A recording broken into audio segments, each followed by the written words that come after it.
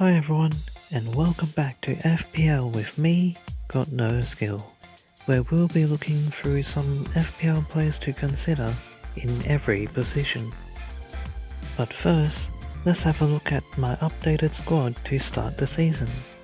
And from my previous video, I've gone on and made 3 changes, the first one being Lundstrom in for Kelly.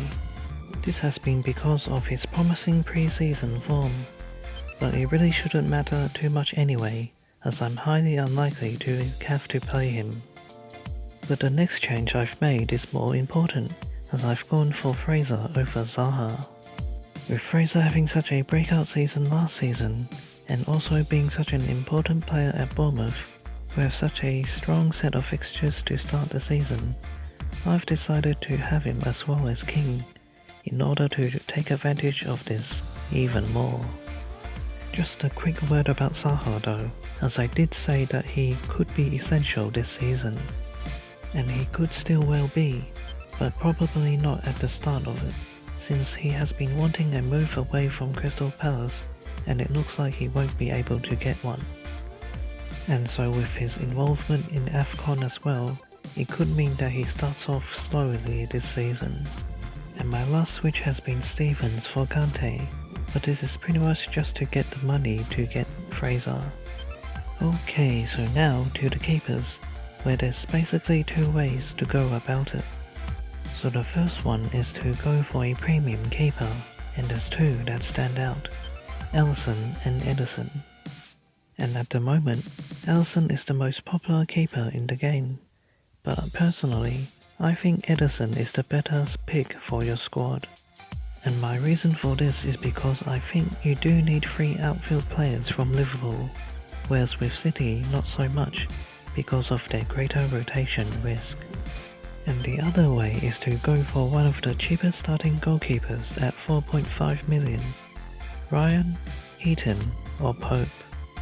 Although Heaton's transfer to Aston Villa has allowed him and Pope to come into the frame, I still think Ryan is the best pick, as because of his better fixtures, and also the fact that Heaton and Pope barely played any competitive football last season. As for your reserve keeper, I think it's okay to just go for one of the 4.0 ones, since I don't think it's worth rotating this season as a result of the overall player price inflation.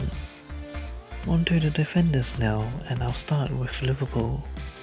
Now I've already discussed a bit about Robertson and Alexander-Arnold in the previous video, so that leaves me with Van Dijk, and at the moment, he's the most popular player in the game. And this is somewhat surprising for me, since for just an extra 0.5 million, you could get Robertson or Alexander-Arnold, who are more attacking from open play, and should therefore hopefully get more attacking returns. But of course, Van Dijk should still be an excellent pick. Moving on to a defender at the same price now, Laporte at City. In fact, I think he should be picked over Van Dijk, especially if you have already got Alexander-Arnold or Robertson. And this is because he is one of the safer starters in a City team that is full of rotation risk, so he offers an excellent cover into an equally strong defense. And as for the other City defenders of interest, I would give them a miss, since Walker doesn't really offer enough attacking potential to be priced at 6.0, and Zinchenko is likely to be rotated throughout the season. Therefore, I still think the best 6.0 defender is Luca Dean, for reasons I've already discussed in the previous video. So now, onto the 5.5 price defender, and as a result of recent developments, I think Wan-Bissaka has emerged to be the best one out of them. Although Man United had such a bad defensive record last season, their recent purchase of Maguire could significantly strengthen their defense, and hence the prospects of Wan-Bissaka. And with Wan-Bissaka's strong affinity for bonus points, as a result of his strong CBI statistics, he could emerge to be one of the best defenders in the game this season. Indeed, he is already the second most selected defender in the game. And before I move on to the midfielders, one defender who I think could start the season well is Nathan Ake, as a result of almost great fixtures and also his occasional head for goal. Moving on to the midfielders now, where Salah and Sterling are still the ones who most people have in their squads, for reasons that are obvious and ones that I don't really need to go into. So we move on to Mane now, the next most expensive midfielder, and one who's been overlooked in favour of Salah and Sterling. And I do think this is the right call, as a result of his lengthy involvement in AFCON. Moving on to the other couple of midfield options at City now, with De Bruyne and Bernardo Silva, the ones that come to mind. For me, De Bruyne is definitely one to consider, since the issue with him is not so much his quality, but his fitness. So with his price being the lowest it's been in a long time, I think he's definitely worth the slight risk. I'm not so sure about Bernardo Silva though, since having played more minutes than most of the other City players, the amount of FPL points he got wasn't really that much. And at a price of 8.0, I think he's only really half covering the deadly City attack. Moving on to Arsenal now, the third most attacking team last season, where surprisingly, it's the new additions who are offering the most FPL potential in midfield. However, despite the impressive statistics of Pepe and the low price of Ceballos, I think it's still always difficult to know how players without any Premier League experience will fare during their early days. Therefore, I would hold off on them. Although with Pepe, if you're looking for something different, then I think he could be worth the risk, as a result of Arsenal's decent run of fixtures to start the season. On to Spurs now, where there's really only half-decent options in Eriksen and Lucas Moura, since the one to really target is Son, so it might not be worth having these two when Son is back in a couple of game weeks' time. So now with United, where amongst all the attention on their new defenders, no one has been talking about their midfield, and probably rightfully so, since if I were to go for an attacking Man United player, then I would go for the more consistent Marcus Rashford up front. So that just leaves us with Chelsea, the last of the top 6 last season, where as I said in the previous video, there is quite a bit of uncertainty.